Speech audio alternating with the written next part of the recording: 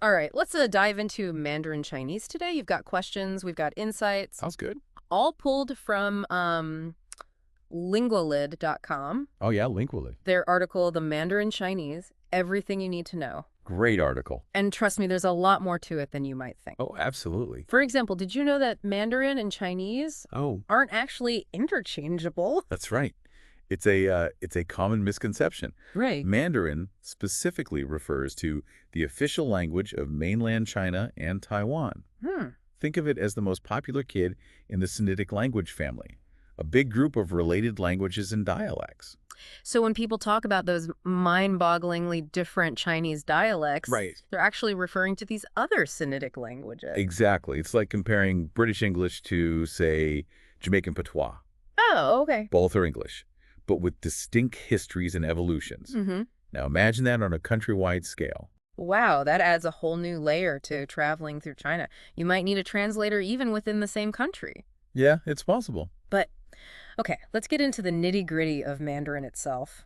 Is it as hard as everyone says? Well, the good news is the grammar is surprisingly straightforward. Really? No agonizing over verb conjugations like in Spanish or French, Oh, thank goodness. and no gendered nouns to trip you up like in German. Seriously? That's a Yeah. huge relief. But what about those infamous measure words I've heard about? Like needing a special word for counting different objects. Yes, the measure words. They always get me. It sounds weird at first, Yeah. but think of it as being extra precise. Okay. Instead of 2 books, you'd say 2 bene books. Too bad. It's like saying 2 slices of bread instead of just 2 breads. Hmm. It specifies what kind of 2 you're dealing with. Okay, I can see the logic there. Yeah. It's like a built-in system for avoiding ambiguity. But let's face the real monster under the bed. Those thousands of unique characters. Is there any hope for us mere mortals? Here's where it gets interesting. Okay. While rote memorization might make you tear your hair out, understanding radicals is the key. Radicals. They're the building blocks of characters, kind of like the alphabet, Uh-huh. but with meaning woven in.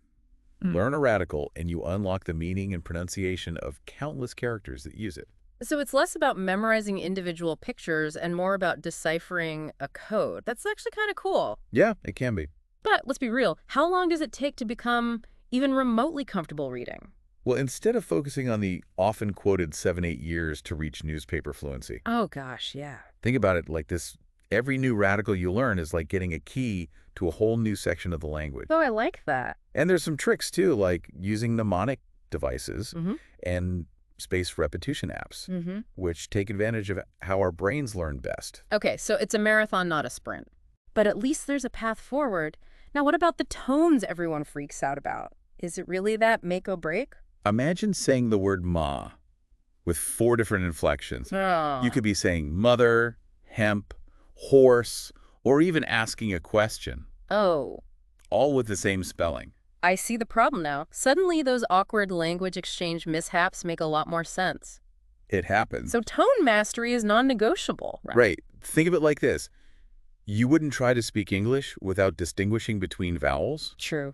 Tones are just as fundamental to Mandarin pronunciation. Okay. Neglect them, and you're basically speaking gibberish. Okay, point taken. I'm adding tone practice to my to-do list, like, yesterday. Good idea. Now, you mentioned earlier that Mandarin is just one member of a larger family. How different are these other dialects, really? Think about the regional differences in English again. Okay. Now amplify that. Different tones, vocabulary, even grammar structures.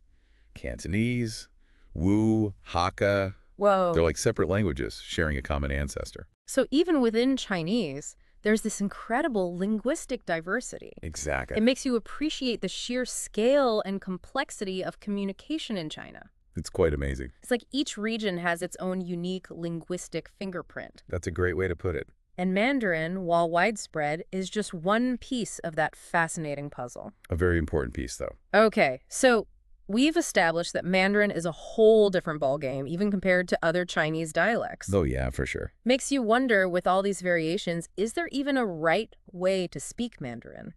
Well, that's what's fascinating here. Okay. Even within standard Mandarin, you'll find regional variations. Oh, really? Think of it like accents in English. A Texan and a New Yorker might use different slang Right. or pronounce words slightly differently.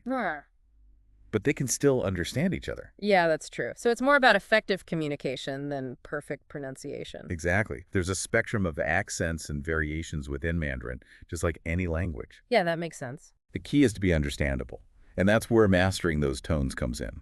Right, because as we learned, getting the tones wrong can lead to some serious miscommunication. Absolutely, it can.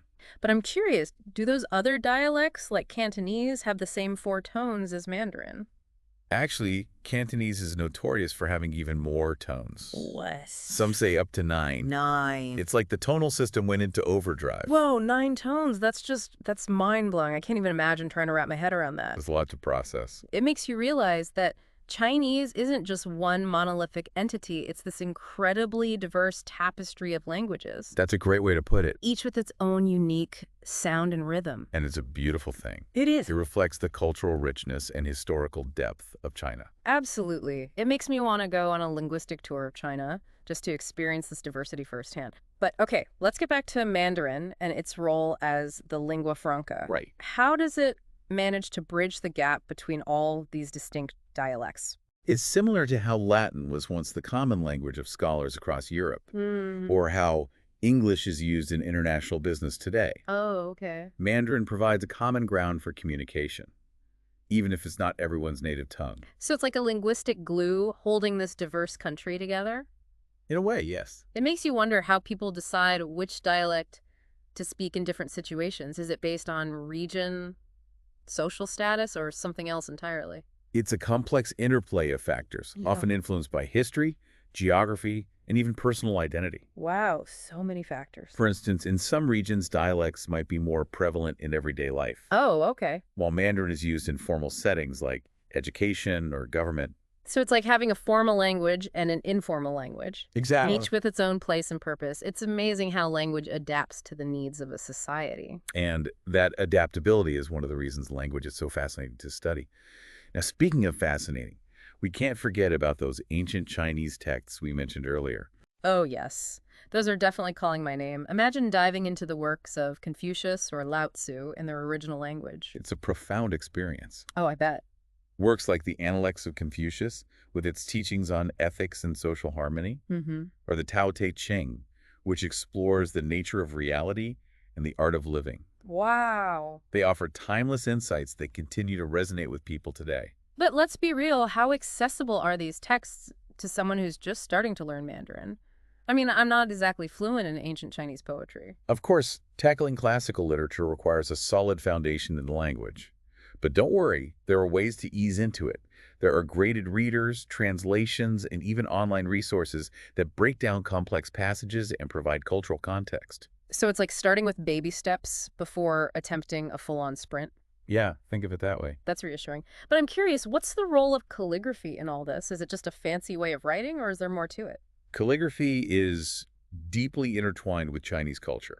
It's considered an art form, a way of expressing oneself through the beauty and fluidity of brushstrokes. So it's not just about conveying information. It's about conveying emotion, artistry, and even philosophical ideas. So it's like the brushstrokes themselves carry meaning beyond the words they form.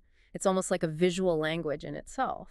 I can see how learning calligraphy could add a whole new dimension to understanding Mandarin and its cultural depth. Absolutely. It's a beautiful way to connect with the aesthetic and philosophical aspects of the language. It makes you appreciate the power of language to go beyond mere communication and become a true art form. It's incredibly inspiring.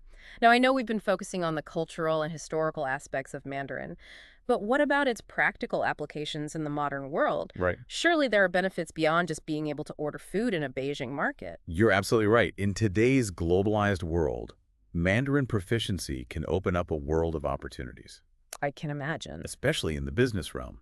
China's economic influence is undeniable.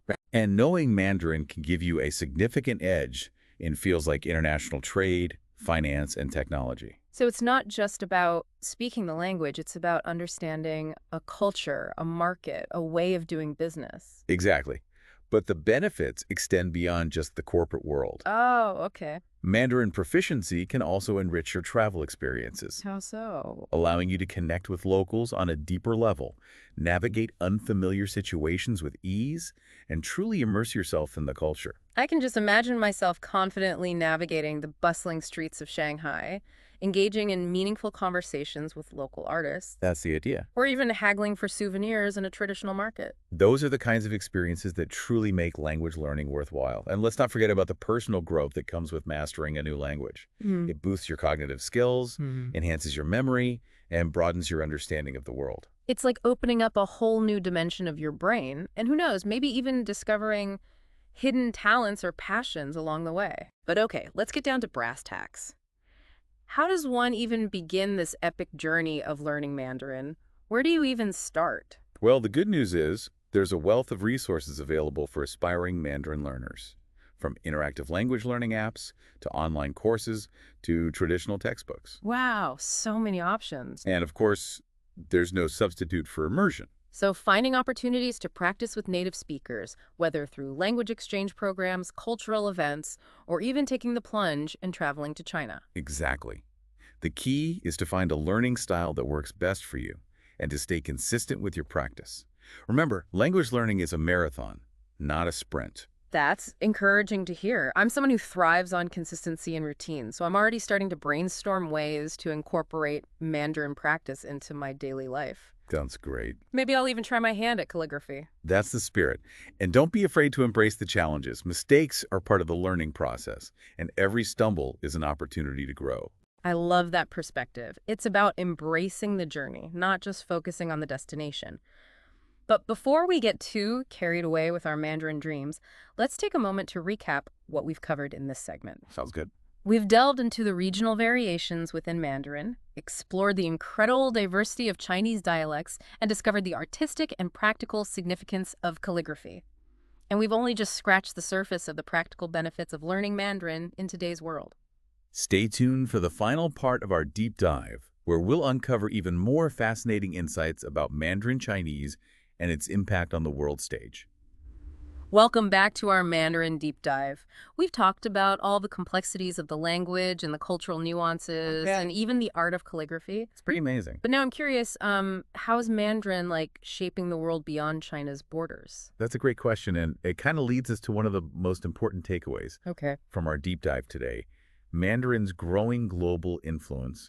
It's no secret that China's economic and political clout has been steadily increasing. Yeah, for sure. And as its presence on the world stage expands, Right. so does the demand for Mandarin speakers. So learning Mandarin isn't just about cultural enrichment anymore. Yeah. It's about positioning yourself in this rapidly changing global landscape. Exactly. Think about it. China is a major player in international trade, technology, diplomacy. Yeah, they're everywhere. Being able to communicate effectively in Mandarin opens doors to opportunities in fields ranging from business and finance to international relations and scientific research. It's like having a linguistic passport Yeah, to a whole new world of possibilities. I like that.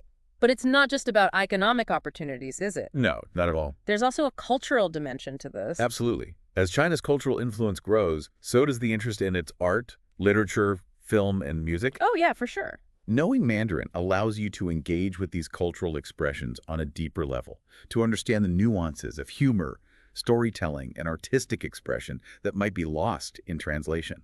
It's like going beyond just watching a movie with subtitles. Right. You're experiencing the full richness of the original dialogue. Yeah. The subtle inflections, the wordplay, the cultural references that add layers of meaning. Precisely. And that deeper understanding fosters cross-cultural communication and empathy, which are essential in our increasingly interconnected world.